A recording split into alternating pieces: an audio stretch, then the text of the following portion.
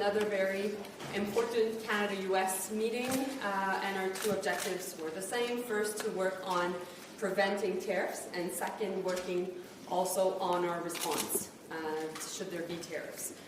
When it comes to the first point on preventing tariffs, first and foremost, our objective is to make sure that we prevent tariffs, and we believe that we can do so. How can we do so? We will continue to engage with our different American counterparts. I'll be heading to Washington to meet Marco Rubio on Wednesday, and also I'll be in contact, and I've been in contact with Tom Homan, the border czar of President Trump. David and I are having conversations with Tom Homan shortly. And we know that President Trump has been referring a lot to the border. Again, we have a very good border plan. It is being implemented, and David will be able to talk to you about the latest on this front. When it comes to our trade relationship also, of course, we know that the U.S. has a surplus with us if we don't take into account our energy exports, which are driven by the U.S. demand. So at this point, the trade surplus that the U.S. has with us is around $60 billion, which includes goods and services. We are the largest export market for 36 states of the United States, and we're still the biggest customer to the U.S. So Canada is the biggest customer to the U.S. So that's for the first point, which is preventing tariffs. When it comes to the second point of our response, we will be ready for day one. And we've been saying that, and we are ready. I'll be talking this week to the British Foreign Minister. I'll be also talking to key European foreign ministers. I've been in constant contact with also my Mexican counterpart. And our objective, as I said, has been and will continue to be to prevent tariffs. So, je vais juste parler en français et après je passe la parole à David. Une autre rencontre importante du comité Canada-États-Unis. On travaille sur deux aspects. Premièrement, le fait de prévenir des tarifs. Deuxièmement, sur notre réponse si jamais il y avait des tarifs. Donc, concernant le fait de prévenir les tarifs, premier point, je m'en vais à Washington et j'aurai l'occasion de rencontrer mon homologue, le secrétaire d'État américain Marco Rubio, mercredi. Et David et moi sommes en contact avec la personne en charge des frontières pour le président Trump. Son nom c'est Tom Homan et nous aurons des conversations avec lui également. Le président Trump a continué de référer à la sécurité à la frontière canado-américaine. Nous avons un bon plan. Il est présentement en train d'être mis en œuvre et David va pouvoir vous en parler dans quelques secondes. Si on regarde aussi la relation commerciale avec les États-Unis, si on ne tient pas compte des exportations d'énergie du Canada vers les États-Unis qui sont essentiellement liées à la demande des Américains, on a en effet en fait, les Américains ont un surplus commercial avec nous d'environ 60 milliards de dollars. Nous sommes le marché d'exportation le plus important pour 36 États américains et également nous sommes le plus grand acheteur de produits et services américains. Si on regarde aussi le deuxième point qui est notre réponse, bien, en fait, on va être prêt dès le jour 1. Je l'ai déjà mentionné, le Premier ministre a mentionné, le ministre des Finances également. Et cette semaine, je vais avoir l'occasion de parler à mon homologue britannique et également à des ministres des Affaires étrangères de la France et quelques différents pays européens. Et je suis en contact constant avec le ministre des Affaires étrangères mexicain également. Donc, notre objectif est encore et toujours de pouvoir prévenir les tarifs et nous y travaillons tous les jours. David, après toi. Merci beaucoup. Good morning, everyone. So our objective, as the ministers just said, is to prevent any kind of tariffs forthcoming from the United States administration. And so we're working very hard, of course, in my case, on the question of the border. It's important for Canadians to understand a few things about the border we have with the United States. The first thing to keep in mind is it's a very strong border. It's one that's evolved over 150 years of relationship. It remains the longest undefended border in the world, and we intend to try to keep it that way. I think our American colleagues share the same view. The plan that we are implementing is multifaceted. It involves political outreach, official outreach, and operational outreach. So clearly, I'll be meeting with, eventually, for example, the new Department of Homeland Security Secretary, Ms. Nome. We'll be talking to Tom Homan, we expect this week. At the same time, we have officials who are in and out of Washington, D.C., working with our American counterparts. And operationally, the CBSA and the RCMP are in constant touch with their counterpart organizations in the United States. So we're making huge progress. This plan is a plan which is, of course, international between Canada and the United States. But it's also a plan between different orders of government in this country. We've reached out to and engaged every single province in the country. They are engaged in the case of Alberta, Ontario, Saskatchewan, and Quebec. They're making, for example, some of their police authorities available. Police of local jurisdiction are helping us on the border. This is a very, very good thing, and they should be commended for doing so, because it really is a Team Canada response. We're working, for example, on the question of fentanyl. It's important for Canadians to remember. Less than 1% of all fentanyl entering the United States is coming from Canada. Less than 1% of illegal immigration in the United States is coming from Canada. So we are tightening up even further our border to deal with some of these challenges. And as I say, it's a federal, provincial relationship and partnership. It's an interagency partnership. It's a bilateral partnership. And we've seen huge progress in the last 3 to 4 months. So we are continuing to make progress on the implementation of this plan. As I say, it's multifaceted. Donc, pour répéter quelques mots en français, nous avons un plan. La frontière est très robuste et très forte présentement, et nous sommes en train de la renforcer. C'est une question d'amener de mesures pratiques, la mise en œuvre de mesures pratiques. Il y a un plan qui touche évidemment le Canada, en coopération avec nos provinces, avec le fédéral, avec nos agences dans le fédéral et avec évidemment les États-Unis. Nous avons un plan de 3 phases, 3 éléments, des liens politiques, des liens officiels et des liens opérationnels. Donc, nous sommes en train de poursuivre cette mise en œuvre. Nous voyons déjà des bons résultats. Il y a encore du travail à faire parce que, comme le ministre a bien annoncé et répété, l'intention, c'est d'empêcher les tarifs provenant des États-Unis pour que le Canada puisse continuer. C'est important de se rappeler que nous avons une frontière qui n'est pas défendue par nos militaires.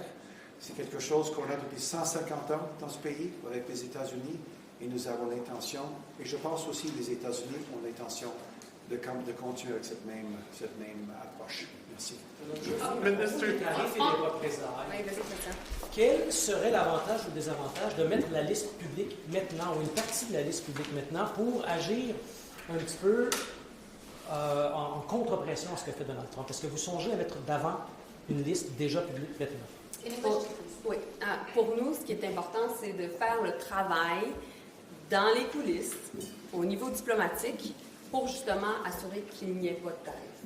Et nous pensons que c'est la meilleure façon de le faire. La diplomatie, des fois, a un plus grand impact lorsqu'elle est privée et discrète.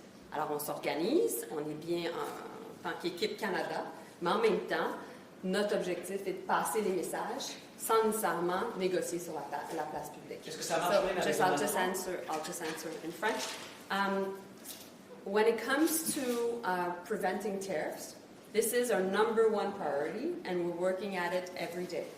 Now, we believe that diplomacy can work, and that's why we're having private conversations, and we won't negotiate in front of the public. We believe that our arguments are strong. I think that I've had numerous conversations where the reaction was actually very positive, but meanwhile, there's still a lot of work. This administration in the U.S. is very unpredictable, so we have to be ready and working on both fronts. Like I was saying, preventing tariffs and at the same time working on our resistance.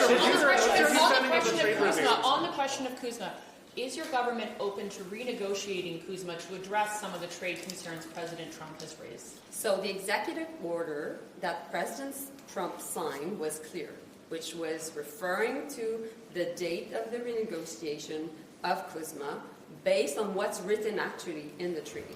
And so, in that context, we're doing 2 things. We're working on the executive order, which was signed, which was a study to make sure that the federal agencies in the U.S. would study the trade relationship between Canada and the U.S., and that study would be until April 1st. That was the first thing that was mentioned in the executive order. My department, Mary Ying's department, the Department of Finance are all working on that, and we're working with the ambassador to the U.S., Kirsten Homan. The other thing that is also written in the executive order is referring to the renegotiation of NAFTA, which is in 2026. And we are also putting our teams to make sure that we're ready for that too. But are you Minister McGuinty, could I just ask you about Chandra area, just your colleague? Are you surprised, given what you know as the former NSICOP chair, that Mr. Aria's candidacy did not survive review by the... I don't know the details surrounding this. That's questions better put to the Liberal Party of Canada, its executive and its executive director. I saw the announcement and I really have no other insight or comment. Minister Joly, the trade review. Moi, j'ai un point de vue sur ce que M. Chandra avait dit au niveau du bilinguisme. Et moi, je tiens à vous dire que pour moi, c'est fondamental que le prochain chef du Parti libéral puisse parler en français et en anglais. En tant que francophone, pour moi, je pense que je représente la voix des francophones au pays et nos attentes étaient extrêmement élevées et ses commentaires étaient complètement inacceptables. Vous allez rencontrer des dirigeants, vous avez dit, européens, mexicains. Quel est l'objectif derrière ça? Est-ce que c'est de faire front commun contre M. Trump? Puis j'ai une question sur le gaz. Okay. Donc, c'est clair qu'au cœur de mes conversations avec mon collègue britannique et mes collègues aussi européens va être la question de la réponse au tarif. Ça fait partie de nos conversations parce que le président Trump a parlé de tarifs, pas seulement pour le Canada et les États-Unis et la Chine, mais tout au long de la campagne électorale, il a parlé des tarifs sur le monde et ça inclut nécessairement les Européens. Alors, on est très, très pragmatique. Notre approche est de pouvoir être coordonnée. On a une entente de libre-échange avec l'Europe qui est très, très importante et ça fait partie de notre vision de diversifier nos marchés. Donc, c'est pour ça que ces conversations-là vont être vraiment très importantes. So, just in English, it is clear that we have to be extremely pragmatic when it comes to working with Europeans and also with Britain, with the UK on this. President Trump has referred to using tariffs against the world in the context of the electoral campaign. And so that's why we know that in many European capitals and also in the UK, the conversation is ongoing on how to deal in terms of retaliation and what could be different responses to tariffs. So that's why it is important for us to be able to talk to these different foreign ministers. It is my job to coordinate the response. And not only that, we have a very important free trade agreement with Europe, and we want to continue to make sure that Canadians and Canadian businesses can benefit from it. Minister, what you just saw happen with Colombia and President Trump, where he threatened tariffs, seems to have negotiated some kind of deal, and then he promised tariffs, and then that tariff threat came off. Did you learn anything, or did the cabinet learn anything about how Trump is wielding this tariff threat right now? For us, we're looking at what is our approach, which is basically preventing tariffs and also making sure that we're ready. And we know that President Trump is using tariffs as a way to put pressure on countries. That's what he's doing, and that will continue. Meanwhile, we have leverage. We have also different levers. We are the biggest customer to the U.S. We are the biggest customer in 36 countries, 36 states within the U.S. So there are lots of allies in the U.S. and also in Washington, and that's why we're doing the work, to make sure that ultimately we're able to get to a win-win situation. That's why we're addressing the concerns regarding the border, which is really important, and that we should never forget that this is a priority. It is a priority for us because we believe that we have to stop any form of illegal guns coming from the U.S. and also any form of irregular migration coming from the U.S. And meanwhile, we'll continue to do the work on making sure that ultimately facts prevail, particularly when it comes to the fact that the U.S. has a trade surplus with Canada when we exclude energy exports from Canada. So Canada is willing to begin early renegotiation Sorry. of CUSMA? Canada is willing to begin early renegotiation of CUSMA?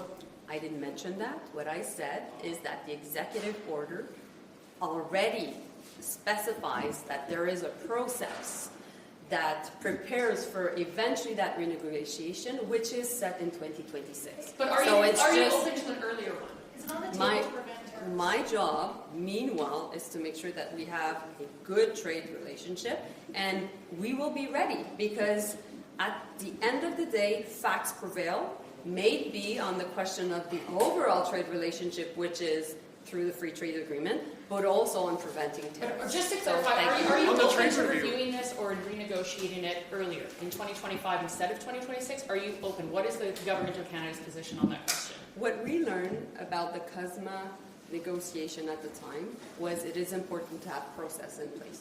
We now have a process. The process is through the executive order, and we'll participate. On the trade review, what are they looking for?